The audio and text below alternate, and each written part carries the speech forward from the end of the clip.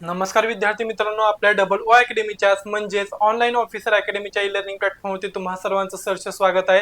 तर अंगणवाडी सुपरवायझर पद भरती 2026 याच्यामध्ये प्रामुख्याने बघा अंतर्गत पद भरतीसाठी कोणकोणती कागदपत्रे काय असणार तर गरजेची असणार आहेत, त्याचबरोबर जो काय असणार नवीन GR असणार आहे डॉक्युमेंटेशन आणि त्याचबरोबर कोणते डॉक्युमेंट नसतील तर तुम्ही या ठिकाणी फॉर्म सबमिट करू शकणार नाहीत। तर हा असा जो काही महत्त्वाचा मुद्दा असणार आहे याच्याविषयी आपण आपल्या आजच्या या व्हिडिओच्या माध्यमातून काय करणार आहोत, चर्चा करणार आहोत। चला तर मग बघा काय सांगितलं जातं तर अंगणवाडी सुपरवायझर पद भरती कागदपत्रे यादी अंतर्गत पद भरतीद्वारे असणार बघा पत्रांची यादी। तत्पूर्वी आपल्या डबल ओ अकॅडमीच्या ई लर्निंग प्लॅटफॉर्म वरती खास मान्सून चा सेल चालू असणार आहे, ज्यामध्ये मान्सून ऑफर मध्ये बघा काय काय सांगितलं जातं तर अंगणवाडी सुपरवायझर असेल, ANM GNM स्टाफ नर्स असेल, त्याचबरोबर नगर परिषद FDA मृदा संधारण जलसंधारण असेल, त्याचबरोबर TET टेट तलाठी आरोग्य सेवक आरोग्य सेविका, त्याचबरोबर आरोग्य पर्यवेक्षक निरीक्षक असेल SI, त्याचबरोबर काय असणार बघा स्वच्छता निरीक्षक MPW पशुसंवर्धन महिला बाल विकास TET टेट आणि LSO या वेगवेगळ्या बॅचेस या ठिकाणी काय असणार तर अवेलेबल असणार आहेत, ज्यामध्ये आपण या ठिकाणी काय करतो तर लाईव्ह आणि त्याचबरोबर रेकॉर्डेड स्वरूपामधील लेक्चर्स विद्यार्थ्यांसाठी अवेलेबल करून देतो, जे की तुम्ही काय करू शकताय चांगल्या पद्धतीने डाउनलोड करून ठेवू शकताय। इवन दो तुम्ही ते लाईव्ह आणि रेकॉर्डेड अशा दोन्ही स्वरूपामध्ये काय करू शकताय तर अटेंड करू शकताय, म्हणजेच एक तर तुमची अटेंडन्सी या ठिकाणी चुकणार नाही, तुम्ही हव्या त्या तुमच्या उपलब्ध टायमिंग मध्ये हे व्हिडिओ पाहू शकताय।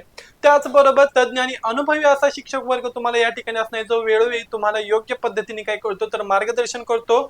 वीकेंडचे जे काही शेवटचे 2 ते 3 दिवस असतात त्या ठिकाणी आपण काय करतो तर PYQ किंवा तत्सम लेवलची क्वेश्चन सिरीज या ठिकाणी घेत असतो। त्याचबरोबर त्यांचं स्पष्टीकरण पाहतो। आमच्या डबल ओ अकॅडमीच्या ई लर्निंग जे काही ऍप्लिकेशन्स असणार आहे ह्या ऍप्स मधील ई बुक्स याच्याद्वारे तुमच्यापर्यंत नोट्स सर्क्युलेट केल्या जातात। जर का तुम्हाला तुमच्या क्वालिफिकेशन नुसार आणि त्याचबरोबर तुमच्या इंटरेस्ट नुसार कोणत्याही पोस्टसाठी जॉईनिंग करायचं असेल तर स्क्रीनवरती दिलेल्या नंबरवरती कॉन्टॅक्ट करू शकताय आणि इव्हन दो 1100 रुपयांमध्ये कोणतीही बॅच तुम्ही या ठिकाणी काय करू शकताय परचेस करू शकताय।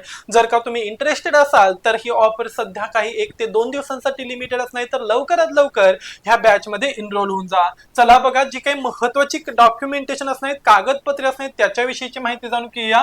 तर अंगणवाडी पद भरती 2026 याच्यामध्ये सेविका पदावरनं काय सांगितलं जातं मुख्य सेविका, बघा काय सांगितलं जातं सेविका पदावरनं काय असणार आहे तर मुख्य सेविका ह्या पदावरती जायचं असेल तर याच्यासाठी आपण या ठिकाणी काय करतो तर वेगवेगळे डॉक्युमेंट गरजेचे असणार आहेत।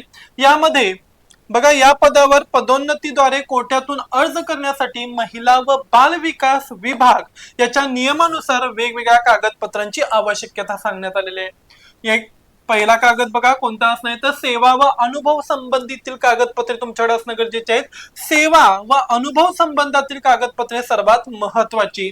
यामध्ये अंगणवाडी सेविका नियुक्ती आदेश ज्यावेळी तुम्ही काय चालवतात तर अंगणवाडी मध्ये सेविका या पदावरती ज्यावेळी तुमची नेमणूक झाली होती, तुमची नियुक्ती झाली होती, तर तो नियुक्तीचा आदेश तुमच्याकडे असणं गरजेचं आहे, सगळ्यात पहिला इम्पॉर्टंट कागद। ओके, तर ते तुम्ही अंगणवाडी सेविका म्हणून रुजू झाल्यावरती जे काही तुमचं नियुक्तीपत्र होतं ज्याला आपण जॉईनिंग लेटर असं म्हणतो, तर ते जॉईनिंग लेटर महत्वाचं आहे। दुसरं, तुम्हाला तुमच्या कामामध्ये अविरत अखंडित असा 10 वर्षाचा काय असला पाहिजे तर कार्याचा अनुभव असला पाहिजे आणि त्याबाबतचं बाल विकास प्रकल्प अधिकारी या साहेबांचं म्हणजे CDPO अधिकाऱ्यांचं तुमच्याकडे काय केलं पाहिजे प्रमाणपत्र असलं पाहिजे।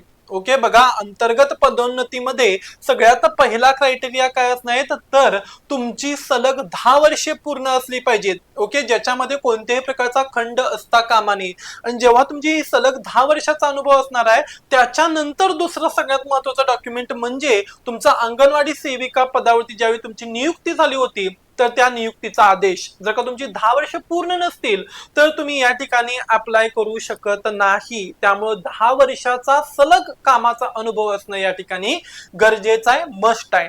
ओके, पुढे बघा अखंड सेवेचे प्रमाणपत्र, त्याच्यानंतर पदोन्नती पात्र प्रमाणपत्र।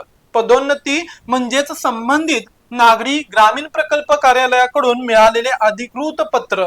ओके, त्याच्यानंतर मानधनवाढ किंवा सेवा नोंद पुस्तिका या सेवेच्या नोंदी असलेले अधिकृत दस्तऐवज तुमच्याकडं, म्हणजेच त्याला आपण काय म्हणतो सर्व्हिस बुक जे काही म्हणतो अंगणवाडी सेविकांच्या साठीच, तर ते सुद्धा तुमच्याकडे या ठिकाणी अवेलेबल असणं गरजेचं आहे.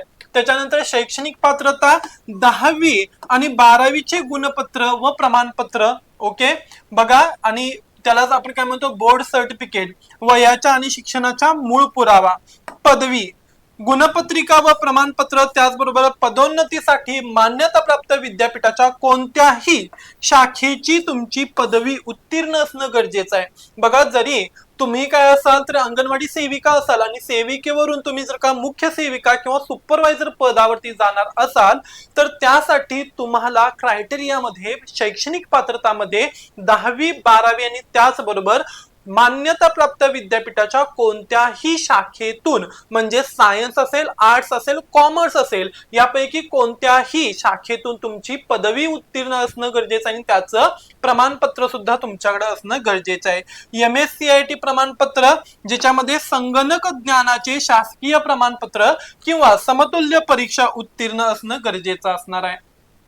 वैयक्तिक व सामाजिक आरक्षणाचे पुरावे, ज्याच्यामध्ये ओळख पुरावा काय सांगितलं जातो बघा, तर आधार कार्ड, मोबाईल नंबर लिंक असलेले, त्याचबरोबर पॅन कार्ड, जात प्रमाणपत्र ज्याला आपण कास्ट सर्टिफिकेट म्हणतो, मागासवर्गीय प्रवर्गातून जर का पदोन्नती हवी असेल तर जात प्रमाणपत्र, कास्ट सर्टिफिकेट गरजेचं आहे. जात वैधता प्रमाणपत्र, कास्ट व्हॅलिडिटी, बघा कास्ट सर्टिफिकेट वेगळं असतं, ओके, आणि त्याच्यानंतर कास्ट व्हॅलिडिटी प्रमाणपत्र वेगळं असतं. हे लागू असल्यास पडताळणी प्रमाणपत्र, त्याच्यानंतर नॉन क्रिमिलियर प्रमाणपत्र, फक्त कोणाला वगळता SC ST या कास्टला वगळता सर्व अनुसूचित जाती जमाती ज्या काही असणार आहेत, ओके, त्याचबरोबर EWS SC BC वगैरे जे काही क्रायटेरिया असणार याच्यानुसार चालू आर्थिक वर्षातील वैध प्रमाणपत्र लागू असल्यास त्या प्रवर्गासाठी चालू वर्षाचं काढायचं आहे नॉन क्रिमिलियर.